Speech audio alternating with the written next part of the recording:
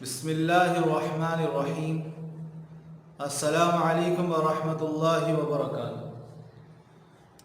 عزیز طلبہ، اسلامیات سلسلہ نمبر 6 کا سبق شروع ہوتا ہے۔ عزیز طلبہ، ہم جس عنوان کے تحت ابھی سبق پڑھ رہے تھے، جو آپ نے پچھلے سبق میں پڑھا، وہ تھا حضرت صلی اللہ علیہ وسلم کا سفر ہجرت۔ اس میں آپ نے چند باتیں پڑھی، چند پوائنٹس پڑھے، جس میں ایک تو یہ تھی کہ قتل کی سازشیں، یعنی کافروں نے مشورہ کر کے طے کیا کہ حضور علیہ السلام کو رات کے اندھیرے میں ہر خاندان کا ایک فرد مسلح ہو کر اسلحہ لے کر آ جائے اور نعوذ باللہ حضور کو شہید کر دیں۔ یہ قتل کی سازش کی انہوں نے۔ حضور علیہ السلام کو بھی حکم آ گیا اللہ کی طرف سے کہ وہ آج ہی رات ہجرت کے لیے روانہ ہو جائیں۔ تو حضرت علی رضی اللہ تعالیٰ عنہ کی فداکاری آپ نے پڑھی کہ حضور علیہ السلام نے اپنے بستر پر لیٹنے کو فرمایا اور حضرت علی فوراً اس پر لیٹ گئے۔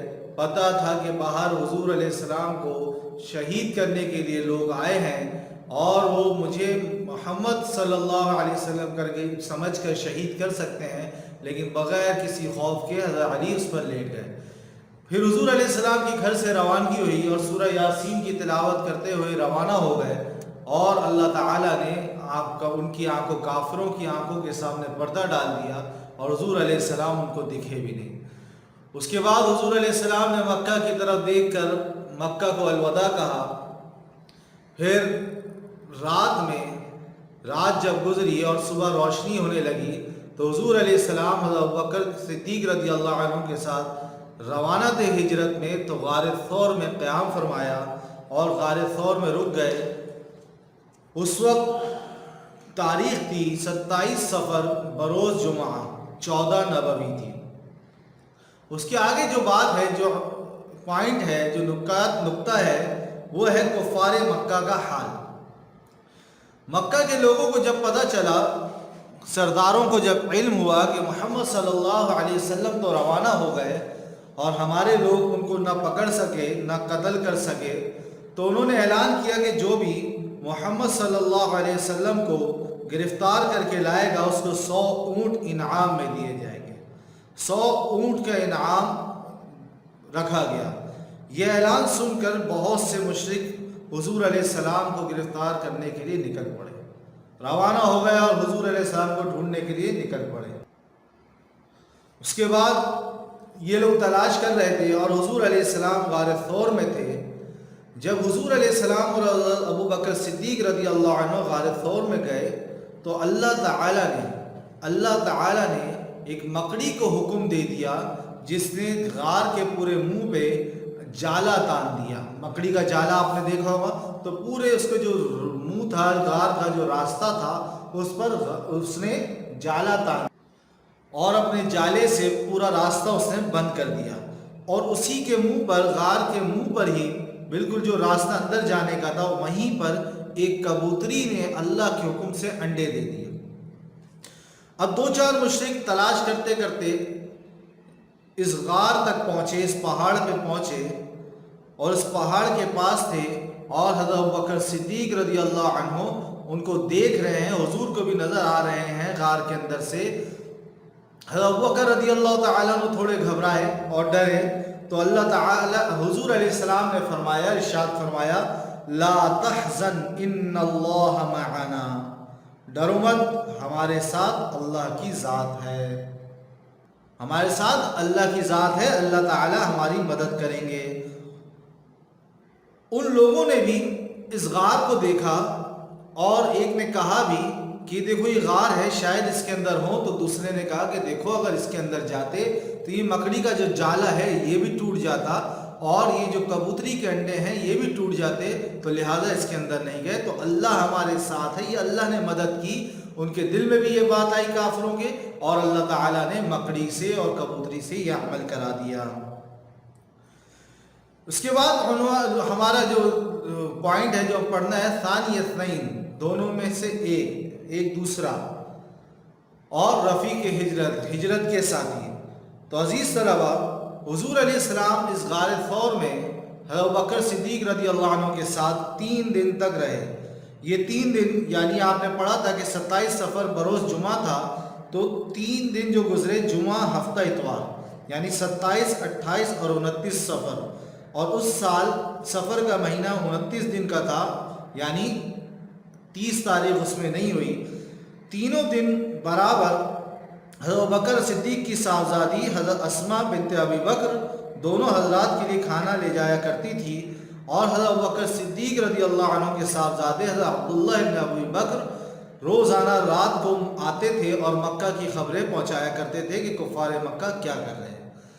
3 دن کے بعد یکم ربیع الاول کو پیر کا دن تھا، حضور علیہ السلام غار ثور سے نکلے اور ایک اونٹ پر حضرت بکر سوار ہوئے اور ایک اونٹ پر حضور علیہ السلام سوار ہوئے، اور پھر مکہ سے مدینے کی طرف ہجرت یعنی سفر ہجرت شروع کر دیا۔ حضور علیہ السلام جس اونٹنی پر سوار ہوئے اس کا نام تھا قصوہ۔ آپ پڑھ بھی چکے ہیں پہلے کہ حضور کی اونٹنی کا نام قصوہ تھا۔ ہجرت کے اس پورے سفر میں مکہ سے لے کے مدینہ تک جس میں خطرات ہی خطرات تھے، کسی وقت بھی کوئی خطرہ ہو سکتا تھا، کوئی بھی معاملہ خراب ہو سکتا تھا، لیکن حضرت بکر صدیق رضی اللہ عنہ حضور علیہ السلام کے ساتھ ساتھ رہے۔ اسی وجہ سے حضرت بکر صدیق کو قرآن میں صاحب النبی، نبی کے ساتھی یعنی ہجرت کے سفر میں ساتھ رہنے والے، اور اسلامی تاریخ میں ان کو رفیق سفر ہجرت یعنی ہجرت کے سفر کے ساتھی کے لقب سے یاد کیا جاتا ہے۔ اگلی بات، اسی میں قرآن کریم میں بھی ہجرت کا ذکر ہے۔ اس سفر ہجرت کا جو حضور علیہ السلام نے سفر کیا اس کا ذکر ہے۔ قرآن کریم کی سورہ توبہ کی آیت نمبر 40 میں سفر ہجرت ذکر کیا گیا ہے۔ اللہ تعالیٰ ارشاد فرماتے ہیں، آپ کے سامنے آیت کتاب میں بھی آ جائے گی اور آپ جانتے بھی ہیں، سورہ توبہ کی آیت نمبر 40 ہے، إِلَّا تَنْصُرُوهُ فَقَدْ نَصَرَهُ اللَّهُ إِذْ أَخْرَجَهُ الَّذِينَ كَفَرُوا ثَانِيَ اثْنَيْنِ إِذْ هُمَا فِي الْغَارِ إِذْ يَقُولُ لِصَاحِبِهِ لَا تَحْزَنْ إِنَّ اللَّهَ مَعَنَا فَأَنزَلَ اللَّهُ سَكِينَتَهُ عَلَيْهِ وَأَيَّدَهُ بِجُنُودٍ لَّمْ تَرَوْهَا وَجَعَلَ كَلِمَةَ الَّذِينَ كَفَرُوا السُّفْلَىٰ وَكَلِمَةُ اللَّهِ هِيَ الْعُلْيَا وَاللَّهُ عَزِيزٌ حَكِيمٌ۔ اس کا ترجمہ سن لیجئے، کتاب میں بھی آ جائے گا۔ اگر تم پیغمبر کی مدد نہیں کرو گے تو اللہ ان کا مددگار ہوگا۔ کافروں نے مدد نہیں کی، مکہ میں تنگ کیا، تو اللہ مددگار ہے۔ وہ وقت تم کو یاد ہوگا جب ان کو کافروں نے گھروں سے نکال دیا۔ اس وقت 2 ہی شخص تھے جب گھروں سے نکالا حضور علیہ السلام اور ابو بکر ہجرت کے لیے نکلے، یہ 2 ہی شخص تھے جب وہ دونوں غار ثور میں تھے، ایک غار میں تھے۔ اس وقت پیغمبر اپنے رفیق کو تسلی دیتے تھے، اپنے ساتھی کو حضرت بکر کو تسلی دیتے تھے کہ غم نہ کرو، اللہ ہمارے ساتھ ہے۔ تو اللہ نے ان پر تسکین نازل فرمائی، سکون نازل فرمایا، اور ان کو ایسے لشکروں سے مدد دی جو تم کو نظر نہیں آتے تھے، فرشتوں کے ذریعے۔ یہ فرشتوں کے ذریعے اللہ نے مدد کی، یہ مکڑی کے ذریعے اللہ نے مدد کی جس نے جالا تان دیا، کبوتری کے ذریعے مدد کی جس نے انڈے دے دیے، اور کافروں کی بات کو نیچا کر دکھایا۔ کافر حضور علیہ السلام کو مٹانا چاہتے تھے، اس دین کو مٹانا چاہتے تھے، نیچا کر دیا۔ اور بات تو اللہ ہی کی بلند ہے، اللہ کو اس دین کو چمکانا تھا، حضور علیہ السلام کی مدد کرنی تھی، تو اللہ کی بات ہی بلند ہوئی، اور اللہ زبردست اور حکمت والا ہے۔ اس کے بعد اگلی بات ہے سراقہ اور اس کا گھوڑا۔ ایک کافر تھا جو دشمن کی طرف سے حضور علیہ السلام کو تلاش کر رہا تھا، اس کا نام سراقہ تھا، وہ مشرک تھا۔ وہ آپ علیہ السلام کی طرف کی تلاش میں نکلا ہوا تھا۔ حضور علیہ السلام جب یکم ربیع الاول پیر کے دن غار ثور سے نکلے تو اس نے دیکھ لیا۔ جب دیکھا تو حضور علیہ السلام کے پیچھے گھوڑا دوڑایا، مگر اس کے گھوڑے کو ایک ٹھوکر لگی جس سے وہ گر گیا، لیکن اس کے دل میں یہ تھا کہ مجھے ان کو پکڑنا ہے تاکہ مجھے 100 اونٹ انعام میں مل جائیں۔ اونٹوں کی لالچ میں دوبارہ اٹھا اور پھر بھاگا۔ تو حضور علیہ السلام کے جب یہ قریب پہنچا تو اس کا گھوڑا زمین میں دھس گیا۔ جب حضور علیہ السلام نے مڑ کر اس کو دیکھا تو وہ گھوڑا باہر نکل آیا۔ یہ حضور علیہ السلام کا معجزہ تھا۔ جیسے اس نے یہ حالت دیکھی کہ میرا گھوڑا زمین میں دھس گیا اور ان کے دیکھتے ہی باہر آ گیا تو وہ ڈر گیا اور حضور علیہ السلام کے سامنے ہاتھ جوڑنے لگا اور 100 اونٹوں کے انعام کو تو بالکل ہی بھول گیا اور کہنے لگا میرے پاس جو کچھ ہے آپ لے لیجئے۔ حضور علیہ السلام نے فرمایا کہ میں تو یہ چاہتا ہوں کہ تم مسلمان ہو جاؤ۔ تو اس نے کہا کہ میں مسلمان نہیں ہوں گا۔ تو حضور نے فرمایا ہمیں تم سے بھی کچھ نہیں چاہیے۔ اور روایت میں آتا ہے کہ سراقہ اس وقت تو مسلمان نہیں ہوئے لیکن بعد میں مسلمان ہو گئے تھے۔ عزیز طلبہ، یہ تھی حضور علیہ السلام کی مکی زندگی جو ہم نے اب تک پڑھا، حضور کی پیدائش سے لے کر حضور علیہ السلام کے سفر ہجرت تک، یہ جو ہم نے تقریباً پڑھ لیا، جو اس میں مختصر سی حضور علیہ السلام کی سیرت کو پڑھا، یہ حضور علیہ السلام کی مکی زندگی تھی جو 53 سال کے عرصے کی تھی۔ حضور علیہ السلام نے 53 سال اپنی زندگی کے مکہ میں گزارے، جس میں سے 40 سال تو نبوت سے پہلے کے تھے اور 13 سال نبوت ملنے کے بعد کے ہیں، اور پھر جو وقت گزرا وہ مدینے میں گزرا، جسے مدنی زندگی کہا جاتا ہے، وہ آگے آ جائے گی بات۔ یہ مکی زندگی تھی۔ تو عزیز طلبہ، یہ مکی زندگی جو 53 سالہ تھی، اس کے بارے میں ہم نے مختصر سے حضور علیہ السلام کی سیرت کو پڑھا، اس کو ہم یاد بھی کریں، اس کو اپنانے کی بھی کوشش کریں اور حضور علیہ السلام کی سیرت کو اپنے پاس محفوظ رکھیں۔ اور یہاں جو ہے ہمارا سیرت کا سبق بھی ختم ہو جائے گا۔ اب اگلا جو عنوان ہمارا ہوگا وہ عبادات کا ہوگا، جو اگلے سبق میں آ جائے گا انشاءاللہ۔ باقی جو حضور علیہ السلام کی ہجرت کے بعد جو زندگی ہے، مدنی زندگی جو مدینے میں گزاری، وہ انشاءاللہ آپ 7 کی اسلامیات کی کتاب یعنی اسلامیات سلسلہ نمبر 7 میں سیرت کے عنوان کے تحت انشاءاللہ ہم پڑھ لیں گے۔ یہاں پہ ہمارا سبق ختم ہوتا ہے۔ اب ہم اس سبق کی جہاں سے آج ہم نے پڑھا ہے یعنی کفار مکہ کا حال، یہاں سے ہم بلند خوانی کر لیتے ہیں اور اپنی کتاب آپ کھول لیجئے۔ کتاب کا صفحہ نمبر ہے 48 یعنی 48، وہ صفحہ آپ کھول لیجئے۔ کتاب کا صفحہ نمبر 48 ہے اور سبق ہمارا شروع ہوتا ہے کفار مکہ کا حال۔ جب مکہ کے سرداروں کو یہ معلوم ہوا کہ ان کی سازش ناکام ہو گئی تو انہوں نے اعلان کر دیا کہ جو شخص حضور علیہ السلام کو تلاش کر کے گرفتار کرے گا اسے 100 اونٹ انعام میں دیے جائیں گے۔ یہ اعلان سن کر بہت سے مشرک حضور علیہ السلام کو گرفتار کرنے کے لیے نکل پڑے۔ آیت لکھیے لا تحزن ان اللہ معنا۔ اب کیا ہوا آگے وہ ذکر کیا جائے گا، اور یہ آیت یعنی یہ الفاظ جو حضور علیہ السلام نے کہے تھے یہ کیسے ہوئے۔ یہ لا تحزنوا لکھا ہوا ہے، یہاں آپ صحیح کر لیں، یہ پیش نہیں ہے، اس کو جزم کر لیں، لا تحزن ان اللہ معنا۔ 2-4 مشرک تلاش کرتے کرتے اسی غار کے قریب پہنچے۔ انعام کی لالچ میں لوگ ڈھونڈنے نکلے تو اس کے قریب پہنچے جہاں حضور اکرم صلی اللہ علیہ وسلم اور حضرت ابوبکر صدیق رضی اللہ عنہ موجود تھے۔ جب وہ قریب پہنچے تو حضرت ابوبکر صدیق رضی اللہ عنہ کو ڈر لگا کہ کہیں دشمن غار میں پہنچ کر گرفتار نہ کر لیں۔ حضور صلی اللہ علیہ وسلم نے فرمایا کہ لا تحزن ان اللہ معنا، یہاں بھی آپ پیش کو جزم کر لیں، لا تحزن ہے، ڈرو مت، ہمارے ساتھ اللہ کی ذات ہے۔ دشمنوں نے دیکھا کہ غار کے منہ پر مکڑی نے جالا تن رکھا ہے اور کبوتری نے انڈے دے رکھے ہیں، اسی لیے انہیں یہ خیال ہی نہیں ہوا کہ یہاں کوئی آدمی ہوگا اور وہ واپس لوٹ آئے۔ ثانی اثنین اور رفیق سفر ہجرت۔ غار طور میں حضور علیہ السلام اور حضرت ابوبکر صدیق رضی اللہ عنہ 3 دن تک رہے۔ یہ 3 دن جمعہ، ہفتہ اور اتوار یعنی 27، 28 اور 29 سفر تھی۔ اس سال سفر کا مہینہ 29 دن کا تھا۔ تینوں دن برابر حضور علیہ السلام کی صاحبزادی حضرت ابوبکر صدیق رضی اللہ عنہ کی صاحبزادی حضرت اسماء رضی اللہ عنہ دونوں حضرات کے لیے کھانا لے جایا کرتی تھی، اور حضرت ابوبکر صدیق رضی اللہ تعالی عنہ کے صاحبزادے حضرت عبداللہ رضی اللہ عنہ روزانہ رات کو مکہ کی خبریں پہنچایا کرتے۔ 3 دن کے بعد یعنی یکم ربیع الاول بروز پیر حضور علیہ السلام غار ثور سے نکلے۔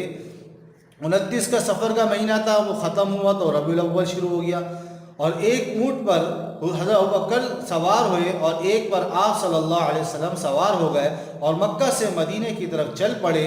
حضرت صلی اللہ علیہ وسلم جس اونٹنی پر سوار ہوئے اس کا نام قصوہ تھا، ہجرت کے اس پورے سفر میں جس میں خطرات ہی خطرات تھے، حضرت بکر صدیق رضی اللہ عنہ آپ کے ساتھ ساتھ رہے۔ اسی وجہ سے حضرت بکر صدیق رضی اللہ عنہ کو قرآن میں صاحب النبی کے لقب سے یاد کیا گیا ہے، اور اسلامی تاریخ میں ان کو رفیق سفر ہجرت یعنی ہجرت کے سفر کا ساتھی کے لقب سے یاد کیا جاتا ہے۔ قرآن کریم اور ہجرت۔ قرآن کریم میں سورہ توبہ کی آیت نمبر 40 میں سفر ہجرت کا ذکر کیا گیا ہے۔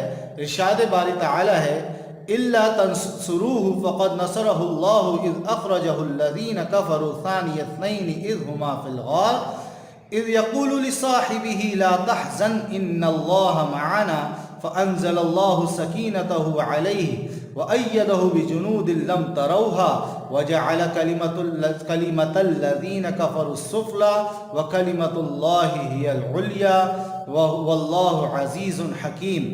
مفہوم آیت کے ترجمے کا، اگر تم پیغمبر کی مدد نہیں کرو گے تو اللہ ان کا مددگار ہوگا۔ وہ وقت تم کو یاد ہوگا جب ان کو کافروں نے گھروں سے نکال دیا، اس وقت دو ہی شخص تھے، جن میں ایک ابو بکر تھے، دوسرے خود رسول اللہ علیہ السلام۔ جب وہ دونوں غار ثور میں تھے، اس وقت پیغمبر اپنے رفیق کو تسلی دیتے تھے کہ غم نہ کرو، اللہ ہمارے ساتھ ہے۔ تو اللہ نے ان پر تسکین نازل فرمائی اور ان کو ایسے لشکروں سے مدد دی جو تم کو نظر نہیں آتے تھے، اور کافروں کی بات کو نیچا کر دکھایا، اور بات تو اللہ ہی کی بلند ہے، اور اللہ زبردست اور حکمت والا ہے۔ سراقہ اور اس کا گھوڑا۔ دشمن برابر حضور علیہ السلام کی تلاش میں لگے ہوئے تھے۔ ایک مشرک کا نام سراقہ تھا، وہ آپ صلی اللہ علیہ وسلم کی تلاش میں نکلا ہوا تھا۔ اتفاق سے جب آپ صلی اللہ علیہ وسلم غار ثور سے نکلے تو اس نے دیکھ لیا اور اپنا گھوڑا آپ علیہ السلام کے پیچھے دوڑایا، مگر اس کے گھوڑے کو ٹھوکر لگی اور وہ گر پڑا۔ لیکن اسے تو 100 اونٹوں کا لالچ تھا کہ اگر حضور علیہ السلام کو پکڑ لیا تو 100 اونٹ انعام میں ملیں گے، اس لیے پھر اٹھا اور آپ علیہ السلام کے پیچھے گھوڑا دوڑا دیا۔ جب بالکل قریب پہنچ گیا تو اس کا گھوڑا زمین میں دھنس گیا۔ اب تو سراقہ بیچارہ انعام و اکرام سب کچھ بھول گیا، اور حضور علیہ السلام نے اس کی طرف دیکھا تو گھوڑا فوراً نکل گیا۔ سراقہ ہاتھ جوڑ کر کھڑا ہو گیا اور کہنے لگا کہ جو کچھ میرے پاس ہے سب آپ لے لیجئے۔ حضور علیہ السلام نے فرمایا کہ بس تم مسلمان ہو جاؤ۔ اس نے جواب دیا کہ میں مسلمان نہیں ہوں گا۔ تو آپ علیہ السلام نے فرمایا کہ ہم تمہاری کوئی چیز نہیں لیں گے۔ روایات کے مطابق سراقہ اس وقت تو مسلمان نہیں ہوئے، لیکن بعد میں مسلمان ہو گئے تھے۔ مکی زندگی کے 53 سال۔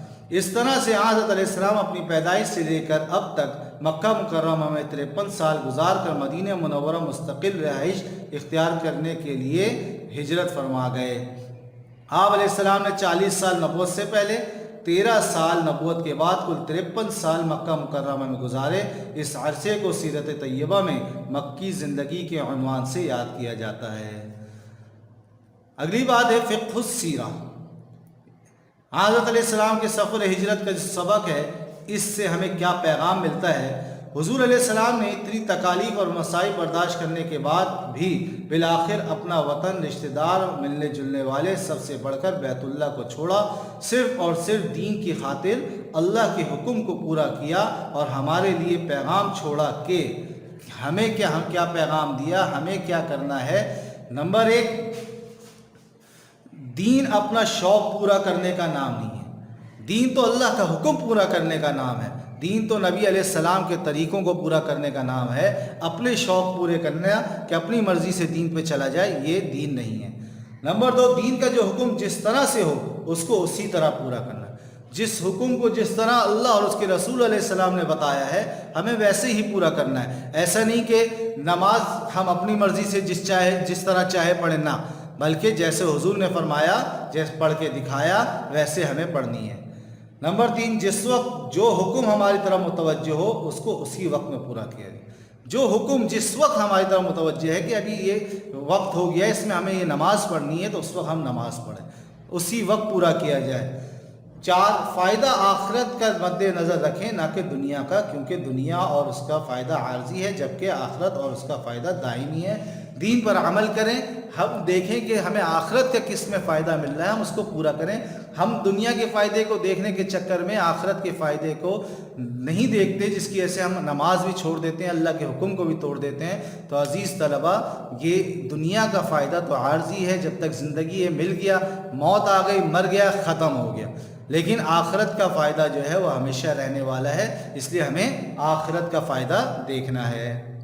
اس کے بعد عملی کتاب ہے، صفحہ نمبر 13 اور صفحہ نمبر 14، یہ آپ مکمل کریں گے، یہ آپ کو کام کرنا ہے عملی کتاب کا، صفحہ نمبر 13 اور 14۔ یہاں ہمارا سبق ختم ہوتا ہے۔ السلام علیکم ورحمۃ اللہ وبرکاتہ۔